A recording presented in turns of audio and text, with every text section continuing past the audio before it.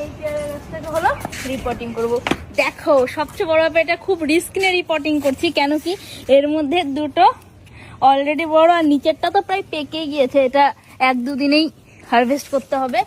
আর এটা একটুখানি ছোট, আর বাকি যে ছোট ছোট পেয়ারাগুলো দেখো কি পরিমাণ ফল হয়েছে। এতে প্রায় 50টা মতো এই সাইজের ফল রয়েছে এইগুলো। তো এই অবস্থায় এই গাছটাকে রিপোর্টিং করবো। জানি না, তোমরা যদি কেউ জানো তো একটু কমেন্টে লিখবে যে এটা ঠিক হবে কিনা এই সময়। কিন্তু কিছু করার নেই। দেখো এইটুকু একটা টবের মধ্যে এটা রয়েছে, দিনে প্রায় না হলে 10 বার জল দিতে হচ্ছে একে। কেন যতটুকু দিচ্ছি নিয়ে নিচ্ছে।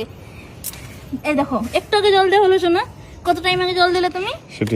শুকিয়ে গেছে পুরো, একদম শুকিয়ে গেছে, কিছু করার নেই। এই দেখো খাটিয়ে খাটিয়ে আমাকে পুরো মেরে ফেললো। আমার জিম হয়ে যাচ্ছে এটা ঘরে।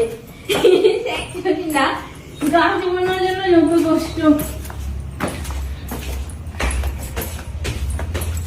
আগে ও নিয়ে এসছে 2 বালতি, আমি নিয়ে এলাম এই 2 বালতি। চলো কাল প্রথম হয়েছে এগুলো, আর দেখবে কতগুলো গাছ বানানো হয়েছে। দেখো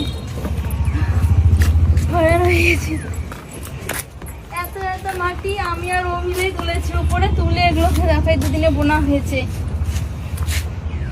এই আম গাছটাকে তো রাত্রি 1টার সময় বুনেছি, সবচেয়ে বড় ব্যাপার। আর এগুলো গতকালকে বোনা হয়েছে সব কয়টা।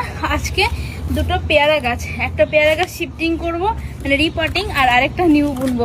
তো তোমাদেরকে দেখাবো, ঠিক আছে?